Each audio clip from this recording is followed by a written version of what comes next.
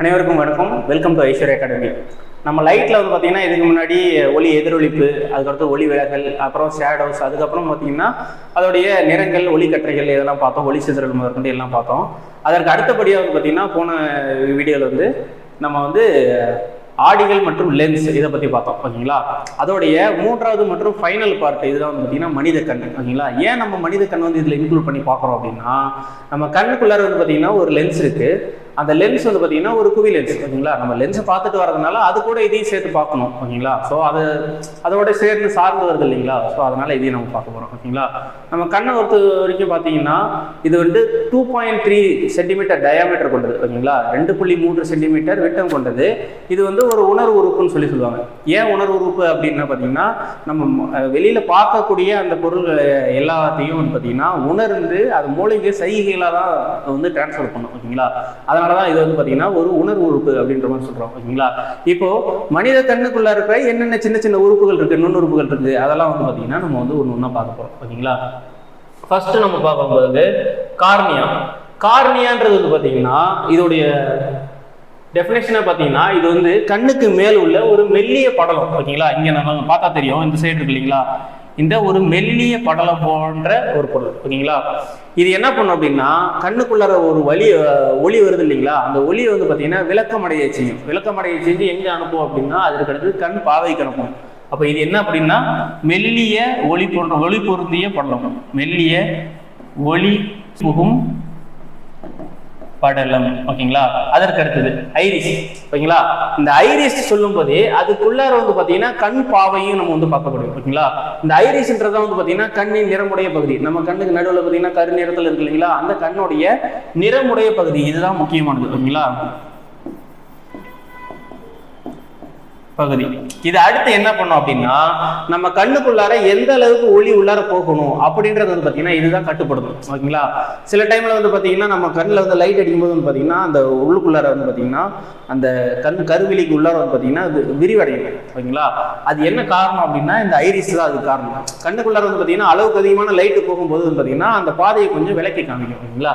அதுதான் இந்த ஐரிஸ். இது என்ன பண்ணும் அப்படின்னா கண்ணுக்குள்ள சொல்ற ஒளியை வந்து பார்த்தீங்கன்னா கட்டுப்படுத்தும், ஒளியின் அளவை கட்டுப்படுத்தும்.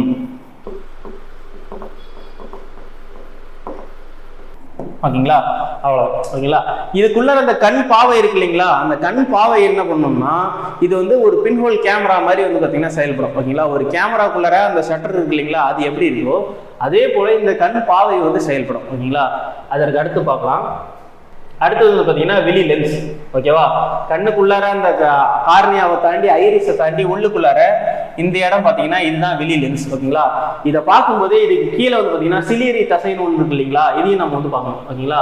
சிலியரி தசை இது பாருங்க, இங்கே சிலியரி உடலா இருக்கு இல்லைங்களா, இதுதான் வந்து பார்த்தீங்கன்னா சிலியரி தசை அப்படின்ற மாதிரி சொல்லுவாங்க. இது என்ன பண்ணும் அப்படின்னா அந்த கண்ணில் இருக்க லென்ஸ் வந்து பார்த்தீங்கன்னா பட்டி இருக்கு.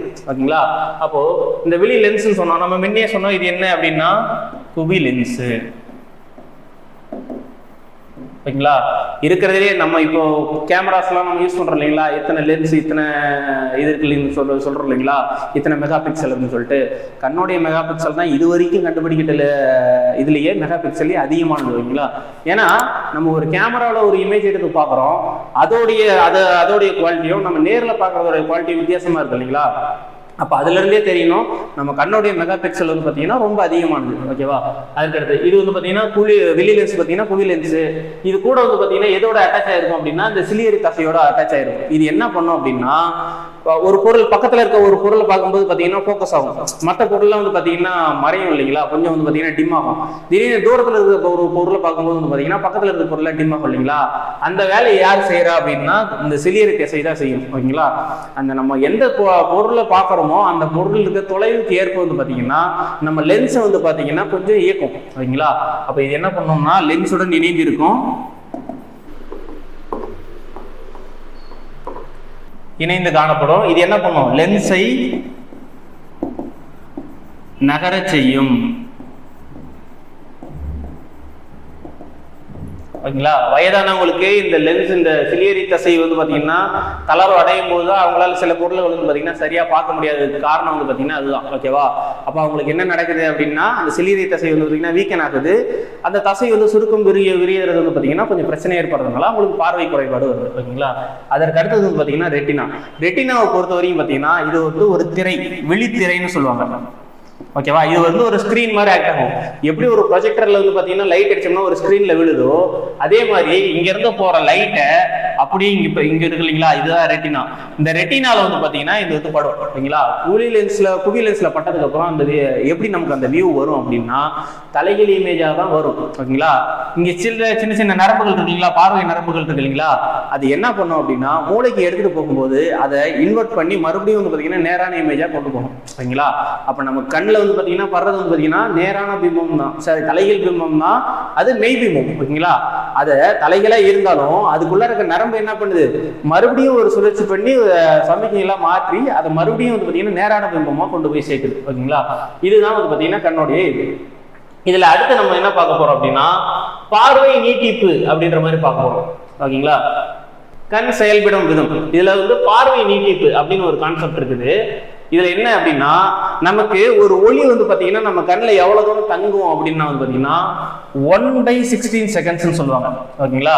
1/16 செகண்ட்ஸ், அதாவது ஒரு செகண்ட். ஓகேங்களா. இந்த செகண்ட்ல இந்த ஒரு டைமிங்ல 16 மடங்கு சின்னது. ஓகேங்களா. அதுதான் வந்து பாத்தீங்கன்னா நம்ம பார்வை வந்து பாத்தீங்கன்னா கண்ணில் வந்து ஒரு ஒளி வந்து நிக்கிறதுக்கான டைம். ஓகேங்களா. அப்போ இதை விட மிக குறைவாக இருக்கும்போது என்ன நடக்கும் அப்படின்னா அந்த பொருள் வந்து நமக்கு தெரியாது. ஓகேங்களா. ஃபார் எக்ஸாம்பிள் நம்ம வீட்டில் இருக்கிற லைட் வந்து பாத்தீங்கன்னா ஆன் பண்ணி ஆஃப் பண்ணிட்டே இருந்தோம்னு வச்சுக்கோங்களேன், அந்த டிம் ஆகிட்டு இருக்கு இல்லைங்களா, ஒரு ஃபிளிக்கரிங் வரும். அந்த ஃபிளிக்கரிங் ஆகும்போது நம்மளால நடக்க முடியாது, கொஞ்சம் தூரம் நடக்க தலை சுத்தி கீழே விழுந்துடும். காரணம் என்ன அப்படின்னா அந்த கீழே இருக்க இமேஜஸ்ல வந்து பாத்தீங்கன்னா லைட் பட்டு அது நம்ம கண்ணில் வந்து பாத்தீங்கன்னா வந்துச்சுன்னா, அதை உணரப்பட்டுச்சுன்னா தான் நம்ம வந்து நேரம் நடக்க முடியும். இந்த ஃபிளிக்கரிங் ஆகும்போது வந்து பாத்தீங்கன்னா அந்த பார்வை அந்த நீட்டிப்பு நேரம் வந்து பாத்தீங்கன்னா குறைவாக இருக்கும். அப்படி இருக்கும்போது நம்மளால நடக்க முடியாது, மயக்கம் போட்டு கீழே வருவோம். ஓகேங்களா. அப்போ இதுல கான்செப்ட் என்னன்னா அந்த 1/16 செகண்ட்ஸுக்கு குறைவாக இருக்கும்போது என்ன நடக்கும், நமக்கு வந்து பாத்தீங்கன்னா பார்வை வந்து பாத்தீங்கன்னா கரெக்டா இருக்காது. ஓகேங்களா. ஒளி வந்து 1/16 செகண்ட்ஸை விட குறைவாக வரக்கூடாது. ஓகேங்களா. அதுதான் இதுல வந்து சொல்லியிருப்பாங்க. இதுல என்ன நடக்கும் அப்படின்னா நம்ம முன்ன சிலியரி தசை சொன்னோம் இல்லைங்களா, அதுதான். இப்போ நம்ம ஒரு பொருளை வந்து பாத்தீங்கன்னா தூரத்துல இருக்க ஒரு பொருளை பார்க்கணும். ஓகேங்களா. அதுக்கு முன்னாடி நம்ம பார்க்க வேண்டியது என்ன அப்படின்னா அண்மை புள்ளி செய்மை புள்ளின்னு ரெண்டு பார்க்கணும். ஓகேங்களா. அண்மை புள்ளி, அடுத்தது செய்மை புள்ளி. ஓகேவா. இது ரெண்டுலயும் என்ன இருக்குது அப்படின்னா அண்மை புள்ளி அப்படின்னா ஒரு பொருளை நம்ம எவ்வளவு பக்கத்துல வச்சு அதை கிளியரா பார்க்க முடியும் அப்படின்றதான் பாத்தீங்கன்னா அண்மை புள்ளி. ஓகேங்களா. அப்ப அண்மை புள்ளி பேசிக்காவே பாத்தீங்கன்னா 25 சென்டிமீட்டர் தான். ஓகேங்களா. 25 சென்டிமீட்டர்ல தான் ஒரு பொருளை வச்சாதான் அந்த பொருளை வந்து நம்மளால பாத்தீங்கன்னா கீனா அப்சர்வ் பண்ண முடியும். ஓகேங்களா. அதை விட கொஞ்சம் பக்கத்துல கொண்டு வருதுன்னா அது வந்து பாத்தீங்கன்னா மங்க ஆரம்பிக்கும். ஓகேங்களா. அது வந்து பாத்தீங்கன்னா அவுட் ஆஃப் ஃபோக்கஸ்ல வர ஆரம்பிக்கும். ஓகேவா. அப்ப இது செய்மை புள்ளி பாத்தீங்கன்னா எல்லாருக்குமே ஈரிலா தொலைவு. ஓகேங்களா. இன்ஃபைனைட் டிஸ்டன்ஸ், அது அவங்க பார்வை திறனை பொறுத்து. ஓகேங்களா. அப்போ அண்மை புள்ளினா 25 சென்டிமீட்டர், செய்மை புள்ளினா ஈரிலா தொலைவு. ஓகேங்களா. அவங்களுக்கு எந்த அளவுக்கு அவங்க கண் வந்து பாத்தீங்கன்னா திறனோட இருக்குதோ அந்த அளவுக்கு தூரமா இருக்க பொருள் பார்க்கலாம் அப்படின்றது. ஓகேங்களா. இப்போ நம்ம ஒரு பொருள் தூரத்துல ஒரு பொருள் இருக்கு, அந்த பொருளை நான் பார்க்கணும்னா அப்ப என்ன நடக்கும் அப்படின்னா அந்த சிலியரி தசை சொன்ன இல்லைங்களா, அந்த சிலியரி தசை என்ன பண்ணும் அப்படின்னா விரிவடையும். விரிவடையும் போது இந்த சிலியரி தசை இப்படி இருக்குன்னா அந்த சிலியரி தசை விரிவடைஞ்சதுன்னா இது கூட இருக்கிற லென்ஸ் வந்து பாத்தீங்கன்னா இப்படி தடிச்சிருக்கும்.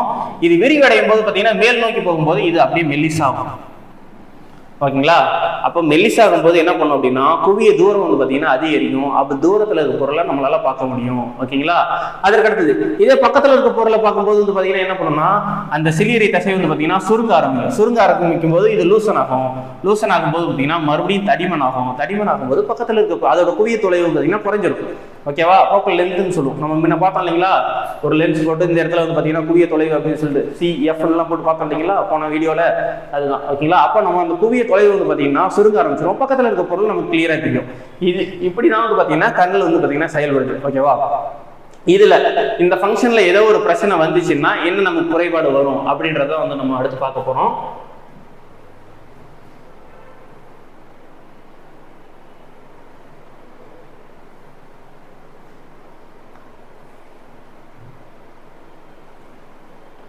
அடுத்தது கண்ணின் குறைபாடுகள். கண்ணோட குறைபாடுகள்னு பார்க்கும்போது பார்த்தீங்கன்னா 4 குறைபாடு. ஒன்று கிட்ட பார்வை, இன்னொன்று தூர பார்வை. இது நம்ம எல்லாருக்கும் தெரிஞ்ச வேண்டியதான். இதில் கிட்ட பார்வை தூர பார்வைக்கு நிறைய பேருக்கு அந்த கான்செப்டே புரிய மாட்டேங்குது. கிட்ட பார்வைன்னா கிட்ட இருக்கிறது தெரியாது அப்படின்னு நினைச்சுவாங்க. ஓகேங்களா?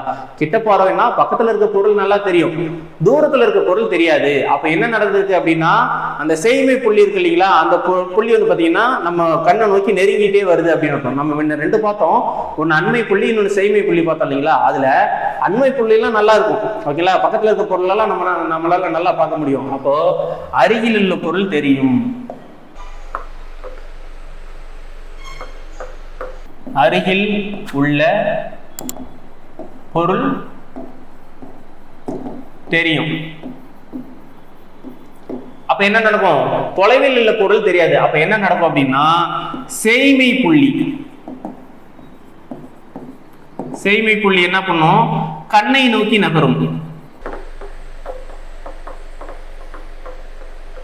ஓகேங்களா? அப்ப செய்மை புள்ளி அண்மை புள்ளியை நோக்கி நகர்ந்துகிட்டே வரும். அப்ப தூரத்துல இருக்க பொருள் நம்மளால பார்க்க முடியாது.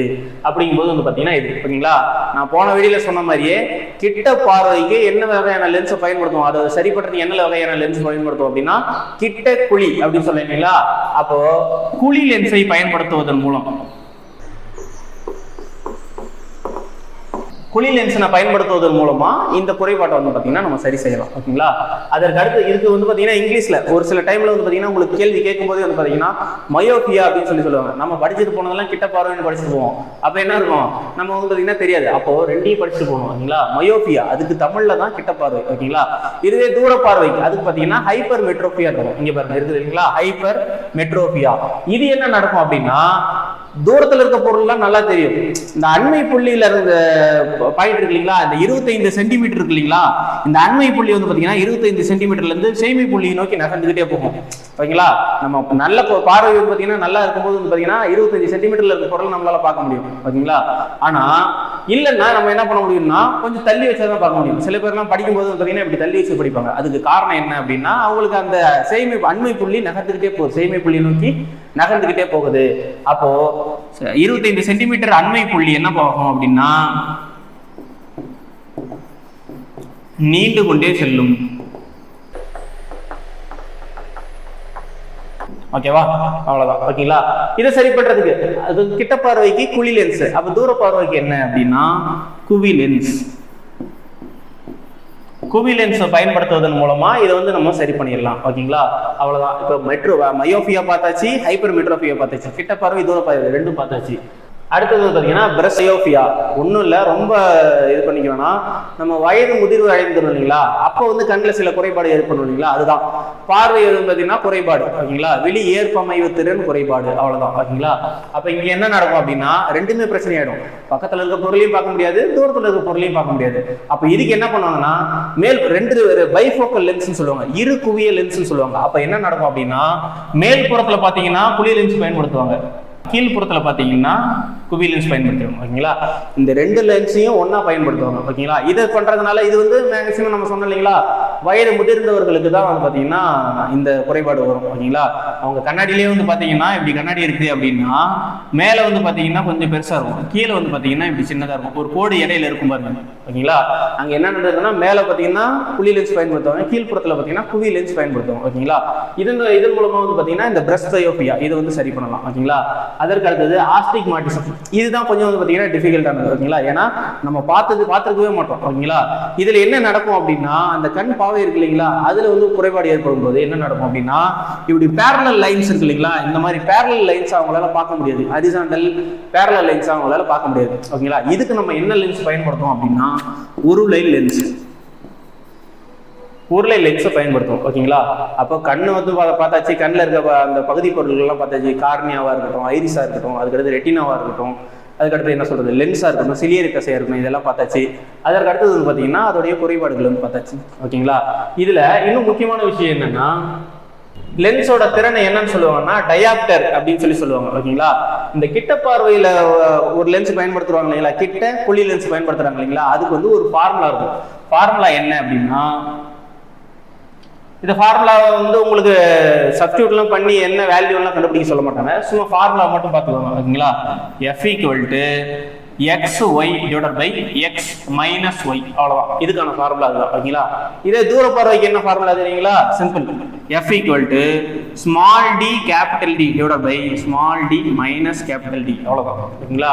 லென்ஸோட திறனை எதுவால அளப்பாங்க அப்படின்னு சொல்லி பார்த்தீங்கன்னா டயாப்டர், தமிழ்ல டயாப்டர். ஓகேங்களா? அவ்வளவுதாங்க. இதுல வந்து பாத்தீங்கன்னா நம்ம கண்ணோடைய குறைபாடுகளும் பார்த்தாச்சு, அதுக்கு என்ன லென்ஸ் பயன்படுத்துறாங்கன்னு பார்த்தாச்சு. இதை தாண்டி மேக்ஸிமம் வந்து பாத்தீங்கன்னா உங்களுக்கு கொஸ்டின்ஸ் வெளியே இருந்து வராது. ஓகேங்களா? லைட்னா அவ்வளவுதான். எதிரொலிப்பா இருக்கட்டும், ஒளி எதிரொலிப்பு, அதுக்கடுத்து பாத்தீங்கன்னா ஒளி விலகல், அதுக்கடுத்து முழு எதிரொலிப்பு, அதுக்கடுத்து நிழல்கள், அதுக்கடுத்து வந்து பாத்தீங்கன்னா ஒளி கற்றைகள், அதோடைய அந்த அலைநீளங்கள், ஒளி சிதறல்கள், இதெல்லாம் பார்த்தாச்சு. அவ்வளவுதான். அதுக்கடுத்து வந்து பாத்தீங்கன்னா குவியாடி குழியாடி, அது நம்ம போன வீடியோலயே பார்த்தோம். குழி லென்ஸ் குவி லென்ஸ் அதையும் போன வீடியோல பார்த்தோம். அதுக்கடுத்தது அது கண்ணை பத்தி பார்த்தோம், அதோடைய குறைபாடுகள் பார்த்தோம். இதை மட்டும் பார்த்துட்டோம் அப்படின்னா லைட்ல இருந்து ஒரு கொஸ்டின் கூட வெளியே வராது. ஓகேங்களா? இதை மட்டும் பார்த்தாலே போதும். இதுல ஏதாவது உங்களுக்கு டவுட் இருந்துச்சுன்னா கீழே கமெண்ட் செக்ஷன்ல சொல்லுங்க. இது போல தொடர்ந்து வீடியோ பார்க்கறதுக்கு ஐஸ்வர்யா அகாடமி சேனலை சப்ஸ்கிரைப் பண்ணுங்க. தேங்க்யூ.